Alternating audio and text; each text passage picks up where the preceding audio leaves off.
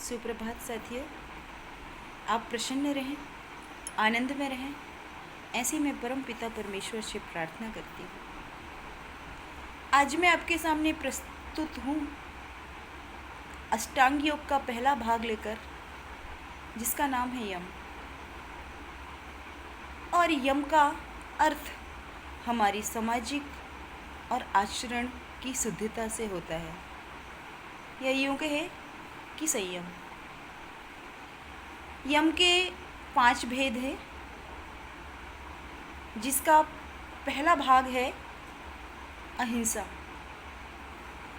अहिंसा का जो हम सामान्य अर्थ लगाते हैं कि किसी को ना मारना अहिंसा है, लेकिन हम मन, वचन और कर्म से किसी का अहित ना करें, सोचें भी ना, उसकी आत्मा को कष्ट ना पहुंचाएं, उसके मन को दुखित ना करें, यह अहिंसा है। मैं बहुत ही संक्षिप्त में बता रही हूँ। दूसरा जो यम का भाग है वो है सत्य। सत्य का मतलब हमको कोशिश करना है कि हम सत्यभाषी बने। जहाँ पर विशेष ज़रूरत हो, किसी का हित होना हो, किसी का कोई विशेष कार्य पूर्ण होना हो, वहाँ पर हम सामान्य रूप से झूठ का सहारा ले सकते हैं। अन्यथा हम मन, वचन और कर्म से हमेशा सत्यभाषी होने का प्रयास करेंगे। यम का जो तीसरा भाग है वह है अस्तेय। किसी भी दूसरे की वस्तु के प्रति मन में लालच ना लाना, उसको चुराना बस नहीं, मन, वचन और कर्म से मन में भी लालच ना लाना, मन में भी चोरी का भाव ना होना अस्तेय है। अगले भाग की बात करें हम तो वह है अपरिग्रह। और अपरिग्रह का मतलब होता है हमको जीवन में जितनी ज़रूरत है, जितनी आवश्यकता है, उतना ही हम धन, संपत्ति, मान, सम्मान, नाम, प्रतिष्ठा इनका संचय करें। अन्यथा हम अननेसेसरी नाम के पीछे, प्रतिष्ठा के पीछे, सम्मान के पीछे, संपत्ति स्टोर करने के पीछे भागते रहते हैं और भागते रहते हैं। और ये जो जीवन हमको देवतुल्य मिला है, इसका हम सही तरीके से सदुपयोग नहीं कर पाते, इसको सही तरीके से जी नहीं पाते हैं। अगले भाग की बात करें हम तो वह है ब्रह्मचर्य। ये यम का 5वां भाग है। और ब्रह्मचर्य का जो सामान्य अर्थ लोग लगाते हैं वो सेक्सुअल रिलेशन से लगाते हैं। यह 100 में से 10% सही है, मगर ब्रह्मचर्य का जो विराट अर्थ होता है, जो विस्तृत अर्थ होता है, वह होता है ब्रह्म की तरह आचरण करना। और ब्रह्म क्या? ये प्रकृति, ये ब्रह्मांड, यही ब्रह्म है। उसकी तरह ही हमको आचरण करना है, उसकी तरह ही हमको जीना है। लेकिन आप क्या करते हैं? प्रकृति के विरुद्ध जीते हैं।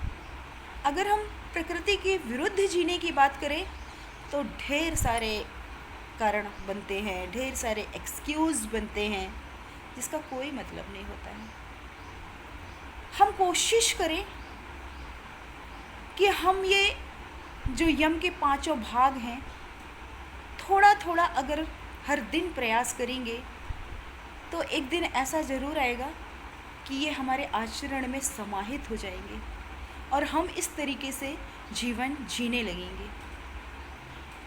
ना हमको अधिक धन की आवश्यकता होगी, ना हमको अधिक मान सम्मान की आवश्यकता होगी, ना हमारे अंदर चोरी का भाव आएगा, ना हमारे अंदर हिंसा का भाव आएगा, ना हमारे अंदर झूठ का भाव आएगा, ना हमारे अंदर जो जितनी भी अननेसेसरी चीज़ें हैं, जितनी भी प्रकृति की विरुद्ध चीज़ें हैं, वो कुछ भी हमारे अंदर नहीं आएंगी।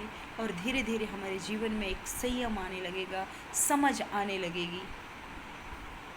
क्या होता है, और मेरे साथ भी ऐसा हुआ, ये मैं अपना अनुभव बता रही हूँ कि हमने योग को तीसरे पायदान से लिया आसन, और थोड़ा सा वह सिद्ध हुआ तो हम चौथे पायदान पर पहुँच गए प्राणायाम।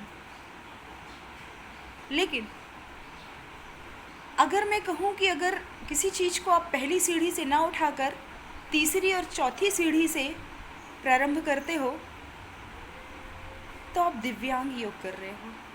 बहुत सम्मानजनक शब्द हो आया है, या यूँ कहें कि आप पोलियो ग्रसित योग कर रहे हो इसको। आपको पहले पायदान से जीवन को चलना होगा, जीवन को उसी तरीके से जीना होगा, तब आप धीरे धीरे धीरे धीरे योग में सफल होते जाएंगे और योग को समझने लगेंगे। आपके अंदर एक अच्छी समझ विकसित होगी। पहले मुझे भी लगता था कि आसन कर लेना, प्राणायाम कर लेना ही योग है, लेकिन जब मैंने इसका स्वाध्याय किया, इसको समझा, प्रभु की कृपा हुई, तो मुझे लगा कि नहीं, ये मैं अधूरा काम कर रही हूँ। आपको यम से प्रारंभ करना होगा जीवन को। देर आए दुरुस्त आए। जीवन में कभी भी हार मत माने कि हम देर से इन चीज़ों को समझ पाए हैं। आप समझ पाए हैं, ये प्रभु की कृपा है।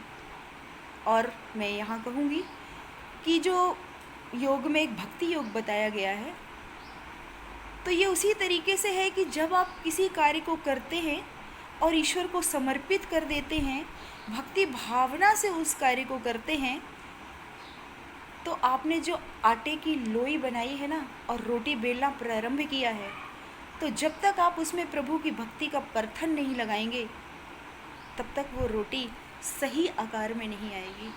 तो परथन लगाना आपको ज़रूरी है। हर काम में आपको